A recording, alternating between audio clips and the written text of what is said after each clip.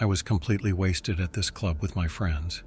We'd been drinking all night, and I was in no state to make good decisions. Somehow I got it into my head that I needed to see my boyfriend right away. He was at another club across town, and in my drunken state I thought it was a great idea to just head over there. I stumbled out of the club alone, barely able to walk straight. The cold hit me hard. I'd forgotten my coat inside, but I was too drunk to care. I started walking down the street thinking I knew where I was going, but everything was a blur. The buildings, the street signs, nothing looked familiar. I was completely lost, but too out of it to realize how dangerous this was. Suddenly, a car pulled up beside me. The driver asked if I needed help. In my drunk state, I thought it was a taxi and told him I needed to get to my boyfriend's club. I climbed in without a second thought. The driver started asking me all sorts of questions. Where I was from, if I was new in town, what I was studying. At first, I didn't think much of it. I was just babbling away, happy to be in a warm car.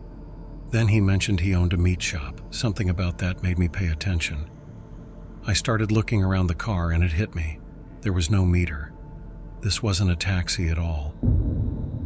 My heart started racing as I remembered the stories I'd heard around town. There was this meat shop owner everyone talked about. A girl had gone missing after last being seen at his place. People said he lured drunk girls with offers of food and drugs. Some even said, well, the rumors about what happened to that missing girl were pretty gruesome. As I sat there sobering up fast from the fear, I realized I might be in the car with that very man.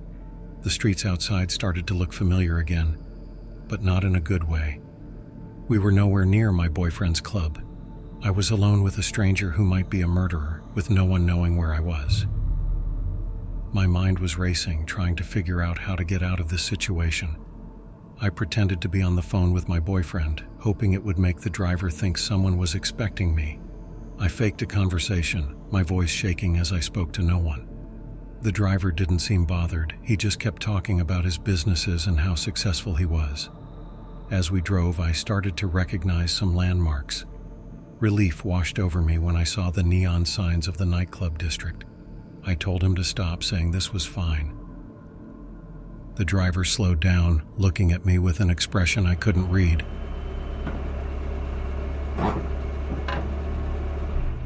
As soon as the car stopped, I fumbled with the door handle and practically fell out onto the sidewalk. I started walking away fast, not looking back, when suddenly someone grabbed my arm.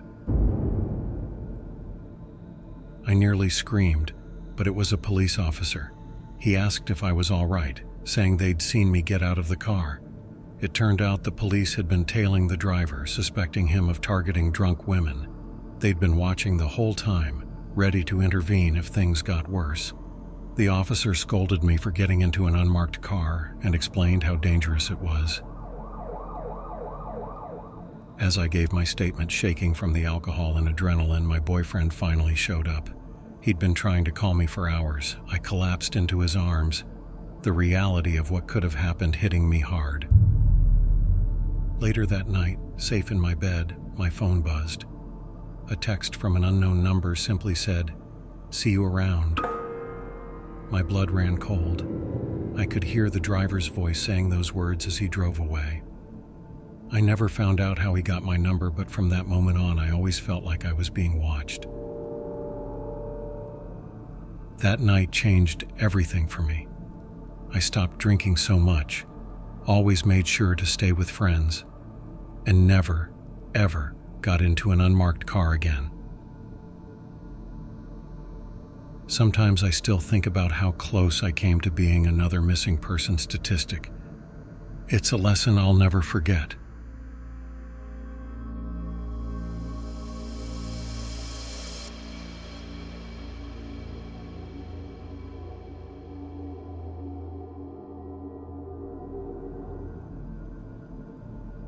I dragged myself out of bed at 3 a.m., groggy but determined to catch my early flight.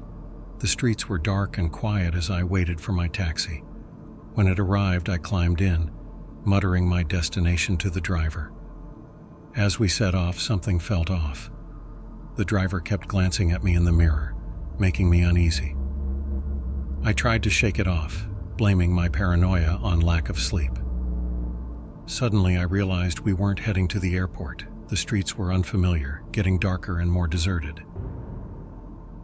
My heart raced as I noticed our wrong direction. The driver didn't respond to my unspoken question. Instead, he locked the doors. Panic set in as I tried to open them, but it was useless.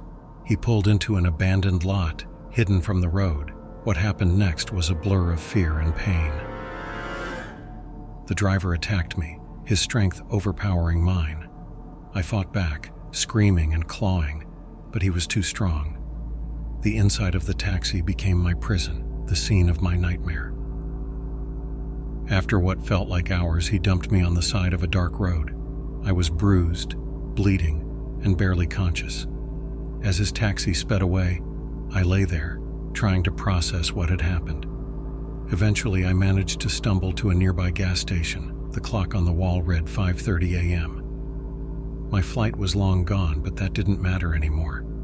As the shocked attendant called for help, I realized my life had changed forever in those terrifying 90 minutes.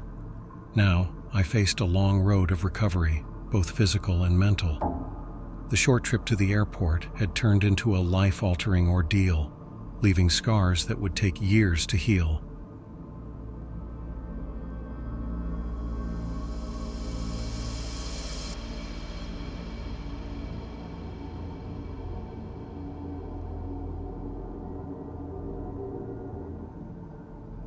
On my first trip abroad with my boyfriend and his sister, we found ourselves with only $5 left one night after drinking too much.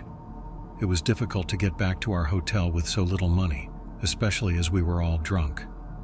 When we waved, a car stopped and I explained our situation to the driver. I asked if he could take us to our hotel for $5. Initially, he wanted $10, but he agreed to $5 on the condition that I sit in the front. In my drunken state, I didn't think much of it. My boyfriend and his sister sat quietly in the back, gazing at the city lights as we drove. At first, the driver seemed nice, chatting as we passed through quiet streets. However, his behavior changed. He started by touching my hand and then my thigh, and feeling trapped and scared, I didn't know what to do. My boyfriend noticed and told the driver to stop. The driver laughed it off, saying he was just being friendly, which made my boyfriend angry. He insisted that the driver stop the car. When the car stopped, we quickly got out, and the driver sped away into the night, leaving us scared and confused. Standing there, feeling lost in a strange place, I noticed a taxi stand nearby and cautiously approached a driver to ask a question. His response scared me. All the real taxis in the city were white. It was then that I realized the car we were in wasn't a real taxi. This chilling realization made us all uneasy, knowing that we had narrowly escaped a dangerous situation that night. This experience had a profound impact on us. For the remainder of our trip, we were extremely cautious. We always made sure to verify before getting into any taxi and remained alert. The memory of that night stayed with us long after we returned home.